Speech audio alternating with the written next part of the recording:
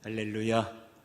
오늘도 내 안에 계신 그리스도라는 말씀으로 여러분 말씀 전할 텐데, 여러분의 안에 계신 예수 그리스도, 그분을 바라보고 확신하며 또 힘있게 세상 가운데 승리케 되는 이 시간 되기를 간절히 바랍니다. 오늘 본문에서 사도 바울이 골로새 교회 성도들에게 내가 너희를 위하여 받는 고난을 기뻐하고, 하나님께서 나에게 예수 그리스도의 복음을 이방인에게 전하고 각 사람을 그리스도 안에서 완전한 자로 세우기 위한 직분을 주셨다라고 말씀하고 있습니다. 즉 사도 바울은 자신이 교회를 위해 받는 고난이 기쁘고, 이게 첫 번째고, 두 번째는 하나님께서 주신 직분을 따라 수고한다는 것을 이 골로새 교회 성도들에게 말씀하고 있습니다. 오늘 사도 바울을 통해서 우리가 직분을 받은 자로서, 사도 바울도 본인이 직분을 받았다라고 얘기하거든요. 다른 말로 사명을 받은 것인데요, 직분 받은 자로서 교회를 향해 어떠한 태도를 가져야 하고 우리가 또 그런 직분을 어떻게 감당해야 될지 함께 오늘 본문을 통해서 살펴보도록 하겠습니다. 첫 번째는 우리가 직분 받은 자로서 교회를 위해 가져야 될 태도는, 첫 번째, 내 가정, 내 교회를 위해 받는 고난을 기쁘게 여겨야 합니다. 가정은 믿음의 가장 작은 공동체죠. 교회는 믿는 사람들의 모임인 이 가정이 모인 공동체입니다. 함께 24절 말씀 저희가 봉독하겠습니다. 시작. 이제 너희를 위하여 받는 괴로움을 기뻐하고 그리스도의 남은 고난을 그의 몸된 교회를 위하여 내 육체에 채우노라. 아멘. 오늘 사도 바울은 골로새 교회 성도들에게 이렇게 말하죠. 너희를 위하여 받는 괴로움을 기뻐한다.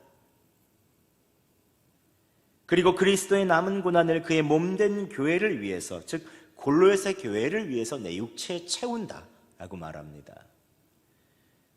여기서 그리스도의 남은 고난이란 것은 무엇입니까? 예수님께서 이미 십자가의 모든 고난을 다 당하셨잖아요. 구원의 은혜를 주셨습니다. 그것으로 충분합니다. 그런데 무슨 남은 고난이 있다는 것입니까? 예수님께서 우리를 위해서 담당해야 될 더 이상의 고난은 없습니다. 그런데 왜 사도 바울은 그리스도의 남은 고난이다 라고 이야기했을까요? 머리이신 예수 그리스도께서 십자가의 대속의 죽음으로 당하신 고난은 이미 충분하지만, 그리스도의 몸인 성도들은, 특별히 직분받은 자들은 예수 그리스도의 복음의 증인이 되기 위하여 고난을 당해야 합니다. 직분받은 자들은 증인으로서 고난을 당해야 하는 것이죠. 그래야 복음이 증거됩니다. 사도 바울은 예수 그리스도의 복음으로 자신이 구원받았음을 확신했던 사람입니다. 부활의 예수님께서 다메섹 도상에서 그를 만나주셨고, 그는 복음으로 예수 그리스도께 구원받았음을 확신했던 사람입니다. 하지만 예수님께서 자신을 이방인의 사도로 부르셨기 때문에 그 사도의 직분을 감당하기 위해서는 고난을 받아야 된다는 사실을 누구보다도 잘 알았습니다. 먼저 유대교에서 나와야 했습니다. 그에 있는 모든 삶의 터전인 유대교회에서 나와서 바리새인 중에 바리새인이며 율법학자 중에 가말리알 문화에서 받았던 최고의 지위들을 다 버려야 했습니다. 예수 그리스도를 믿음과 동시에 자신의 지위를 버려야 됐죠. 그러나 거기에 후회하거나 미련을 두지 않았습니다. 가는 곳마다 교회를 세우고 예수님 전하는 증인이 되는 것을 기뻐했습니다.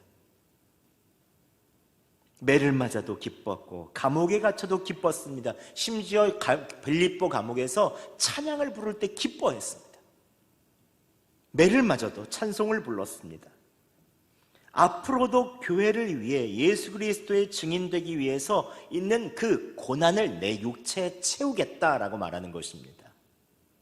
이미 받은 고난도 괴로움도 기쁜데, 앞으로 나의 직분으로 말미암아 받는 예수 그리스도의 증인으로서의 고난이 계속해서 채워가겠다라는 말씀이죠.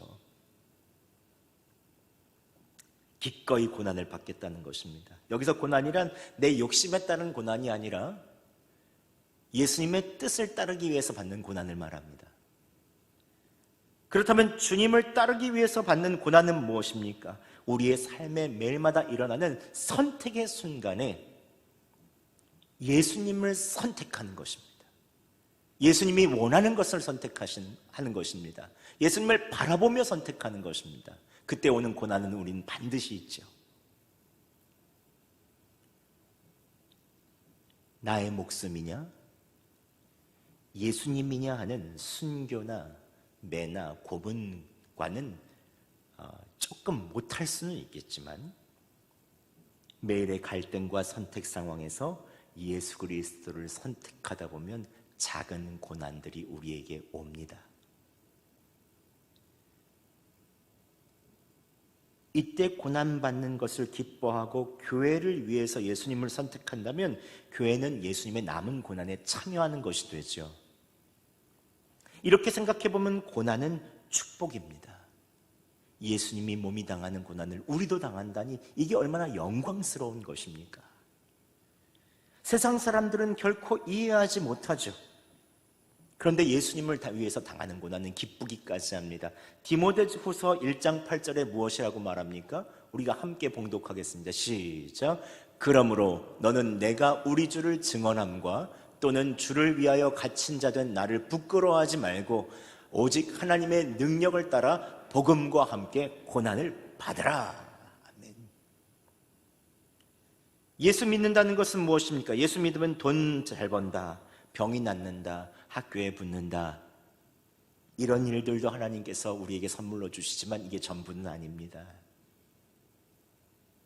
이런 정도는 초신자들이 구하는 것이죠. 예수 안 믿는 사람들도 다 이런 편안한 삶을 구합니다. 예수 믿는다는 것은 예수님의 뜻대로 사는 것이죠. 우리가 천국의 주인이신 예수님의 뜻대로 살려보면 이 세상의 법과 천국의 법이 부딪혀서 고난이 올 수밖에 없습니다. 예수님을 바라보면 이전에 좋아했던 것 끊어야 합니다. 게임, 쇼핑, 음란한 생각, 드라마 이런 것들 절제해야 됩니다. 그러니까 고난인 것이죠. 예수님 바라보고 주님 뜻대로 살려고 하면 양보해야 합니다. 주님 바라보면 양보하라 하시거든요. 반드시 그렇습니다. 내 끝까지 우겨서 내 것을 차지하라고 주님 절대로 그렇게 말씀 안 하십니다. 도와주라 말씀하십니다. 못 본 척 지나쳤을 때도 예수님 바라보면 반드시 도와주라 명령하십니다. 그럼 귀찮은 일이 생깁니다.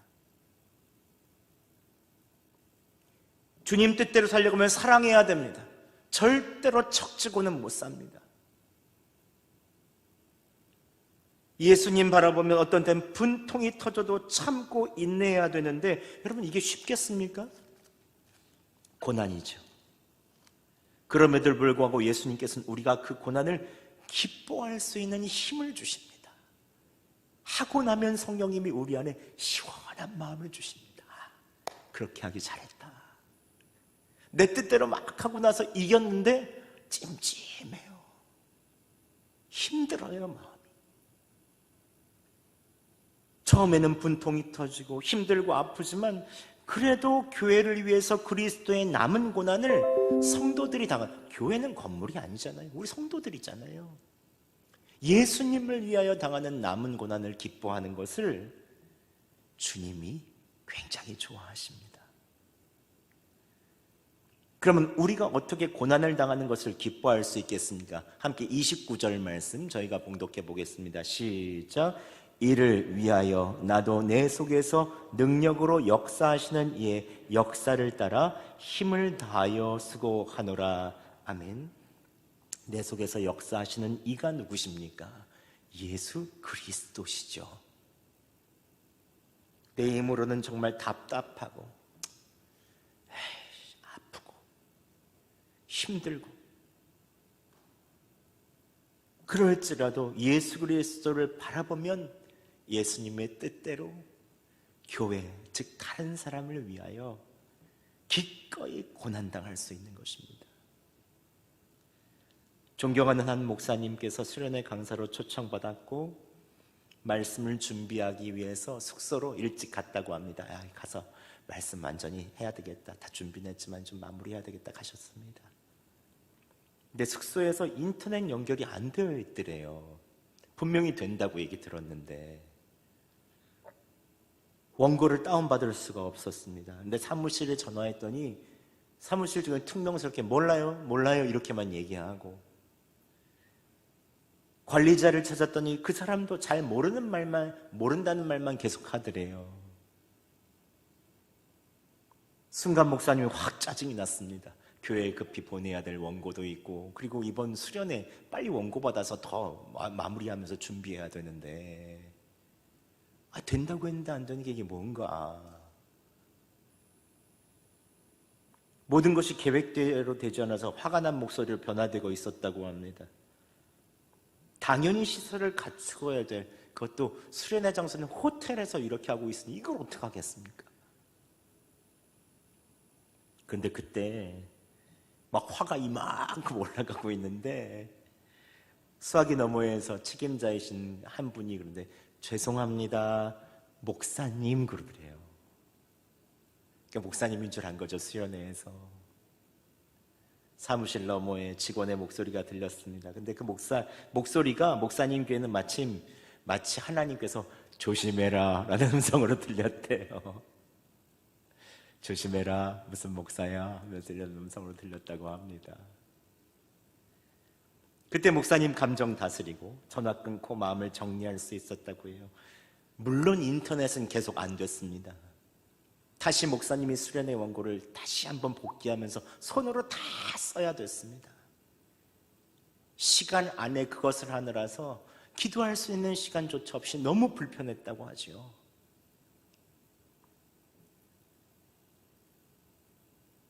다시 전화를 걸어서 원고를 보내야 하는 곳에 양해도 구해야 됐고 민망했다고 합니다. 그러나 예수님을 위해서, 교회를 위해서 마음을 내려놓은 것이죠. 그리고 어쩌면 목사님이 어떤 사람인지 가장 정확하게 알 수 있는 사람은 그날 수련회장 그 사무실 직원이었을 것 같다고 얘기하시는 것을 들었습니다.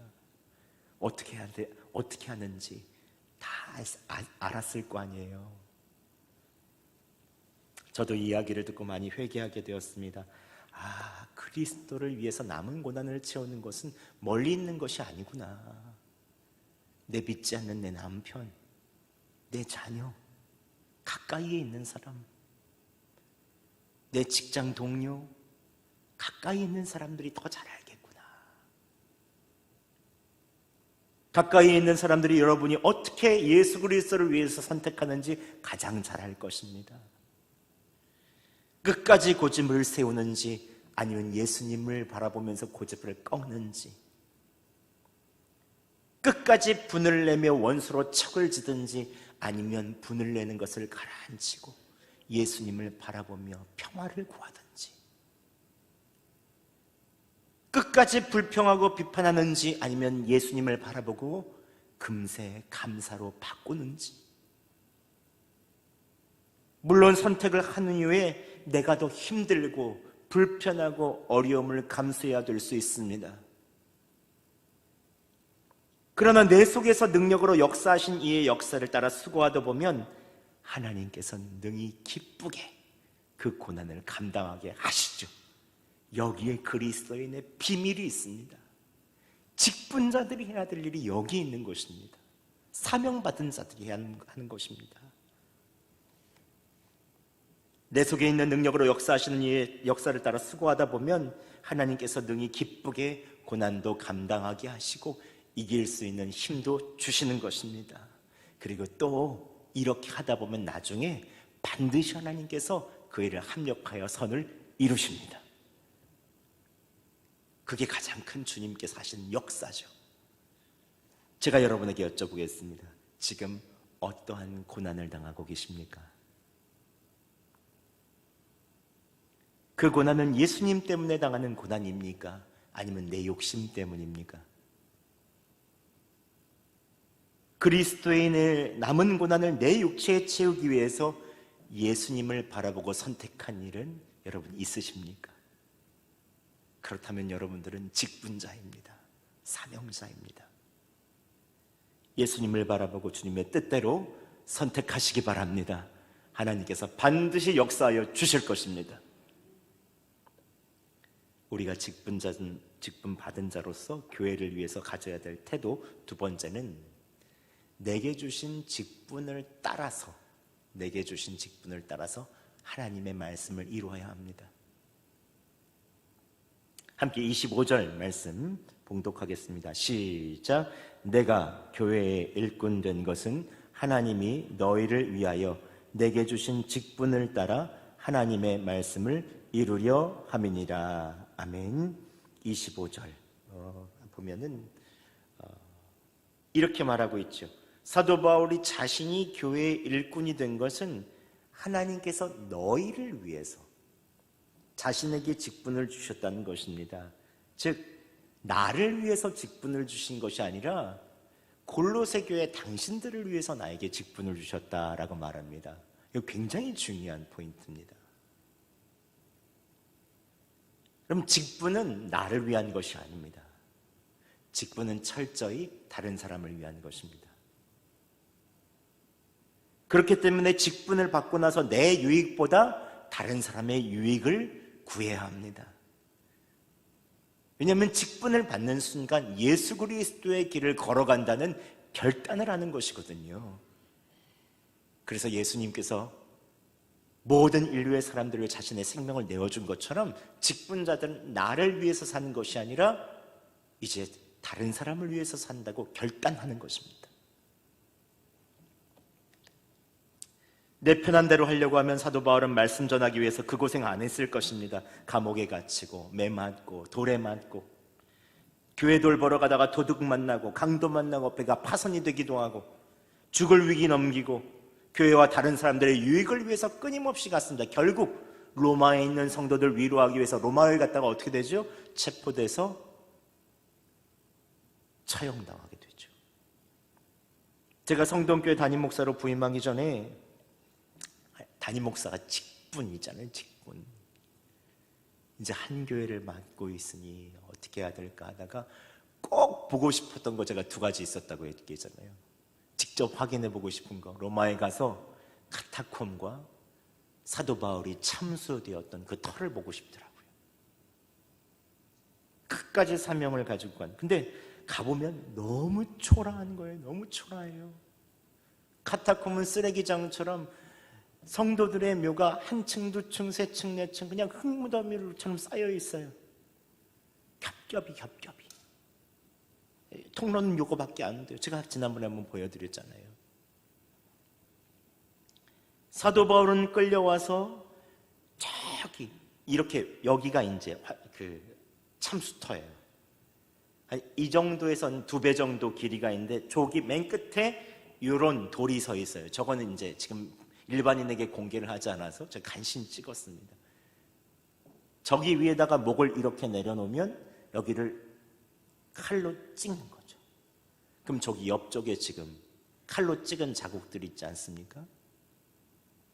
한번 그 다음 사진도 한번 보여주시겠어요? 없어요? 예, 그 다음 사진 그거는 그거 저렇게 되는 거죠. 밑에 이렇게 바위를 받치고 칼이 아닌 도끼 같은 칼로 내리치는 거죠.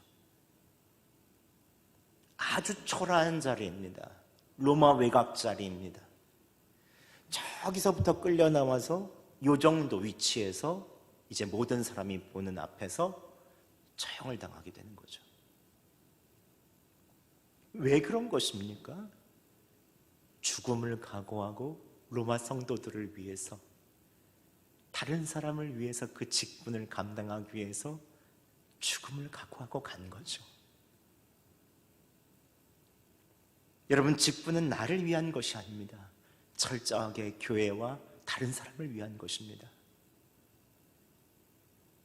제가 중학교 때부터 중고등학교 때 찬양을 잘해서 성악하라는 얘기 많이 들었습니다. 좀 잘했을 것 같죠?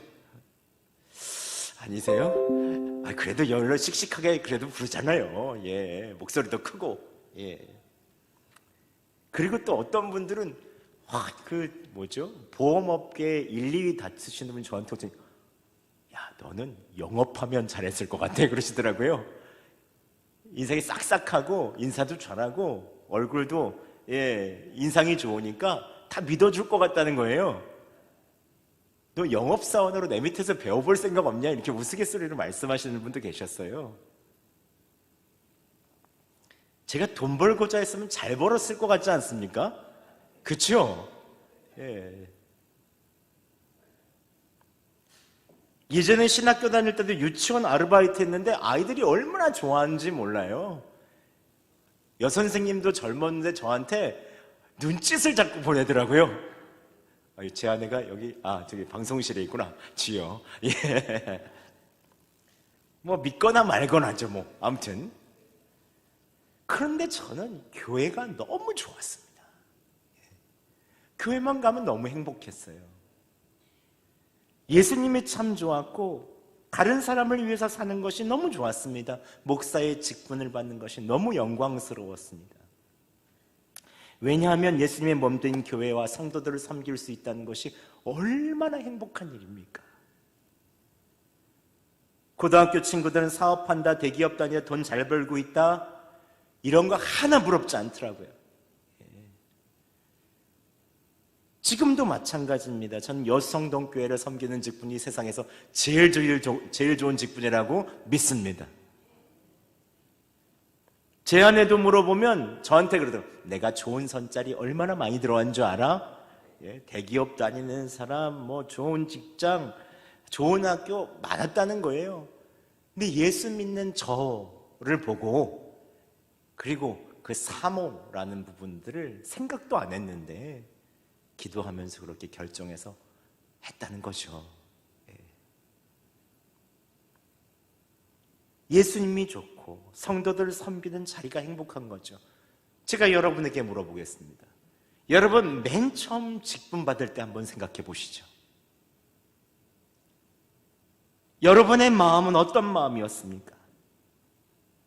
지금도 다른 사람을 위해서 일하는 그 마음이 너무 행복하고 즐겁다면 여러분은 진짜 행복한 사람입니다. 그런데 다른 사람을 위해서 일하는 것이 즐겁지 않다면, 타인을 위해서 기도하는 것과 타인을 위해서 끊임없이 내가 봉사하는 것이 즐겁지 않다면 여러분의 삶은 힘든 삶입니다. 그럴 때면 다시 주님께 나아가야 됩니다. 기도를 하든지 금식을 하든지 다시 묵은 땅을 기경하든지 어떻게 해서라도 여러분 다시 여러분에 있어서 있는 삶을 주님께 나아가고 내 안에 계신 예수 그리스도께서 능력을 달라고 기도하셔야 합니다. 그렇지 않으면 자꾸 직분 받고 나서 불평하고 짜증내고 자꾸 안 하려고 뒤로 빠집니다. 빨리 은퇴를 하려고 하고 내 마음에 들지 않으면 안 한다는 분도 계십니다.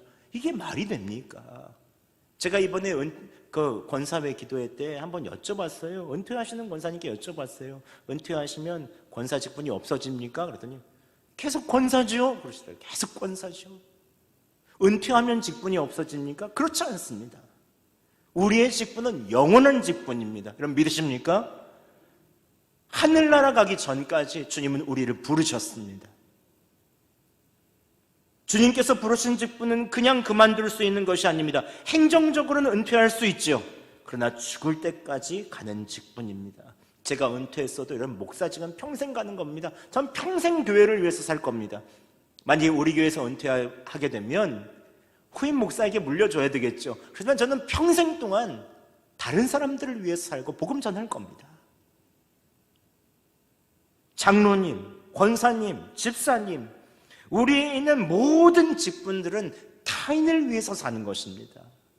거기에서 복음이 증거가 되고 거기에서 조금씩 사람들이 예수 그리스도를 발견해 나가고 우리의 섬김과 우리에 있어서의 가르침을 통하여 사람들이 예수님을 알게 되는 것입니다. 그럼 여러분 타인을 위해서 무엇을 해야 되겠습니까?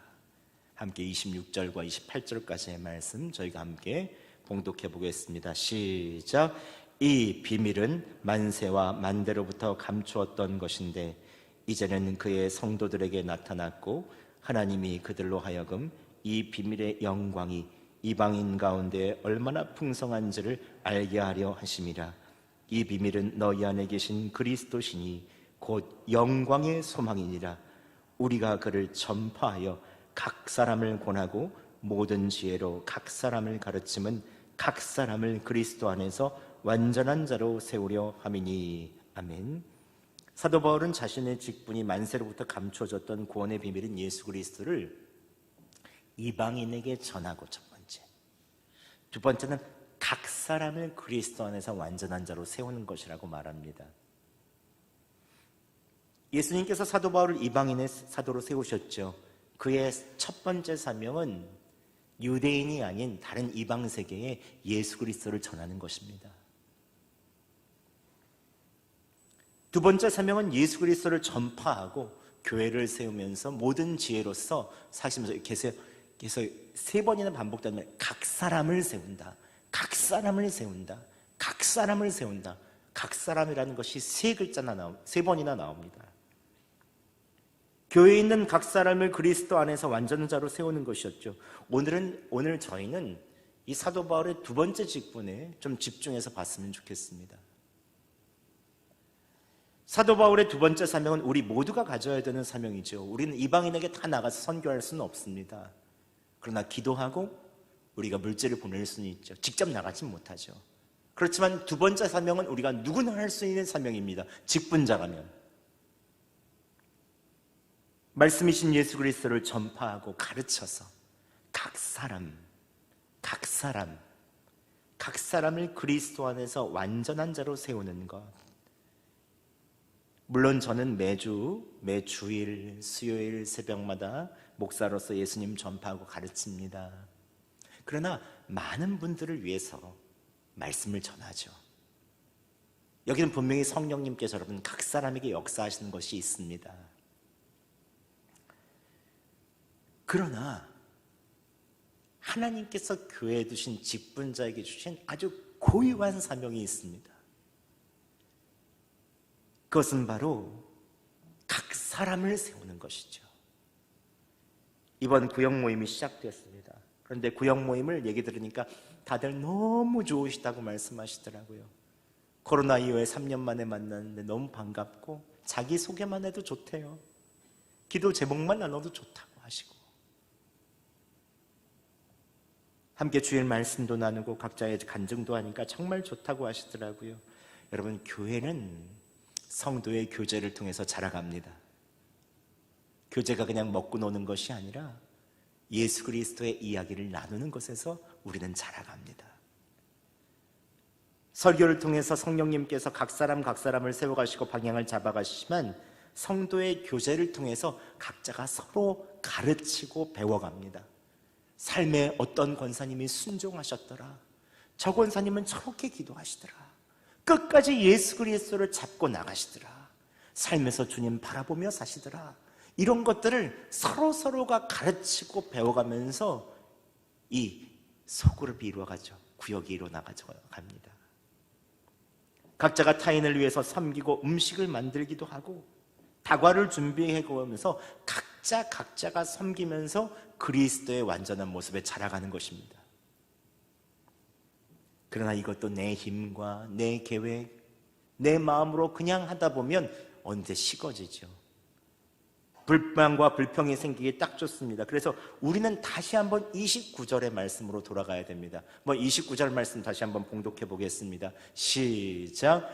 이를 위하여 나도 내 속에서 능력으로 역사하시는 이의 역사를 따라 힘을 다하여 수고하노라. 아멘. 내 힘으로 하면 안 되고요, 내 속에서 역사하시는 예수님, 그래서 그 예수님께 항상 우리는 기도하고 주님의 능력을 구해야 합니다. 내 힘으로 사랑할 수 없는 것도 주님께서 능력 주시면 사랑하게 될 줄 믿습니다. 내 힘으로는 섬길 수 없어도 주님께서 주시는 능력으로 섬기게 되면 그 어떤 사람도 섬기게 될 줄 믿습니다. 직분자가 아닌, 직분자로서 내가 아닌 다른 사람을 위해서 섬기시기 바랍니다. 그리스도의 완전한 모습이 될 때까지 가르치고 서로 배우고 서로 교제하세요. 그럴 때 하나님께서 내 힘이 아닌 예수 그리스도의 능력을 의지하고 이렇게 섬길 때 하나님께서 여러분의 직분을 온전케 하시고 여러분을 사용하여 주실 것입니다.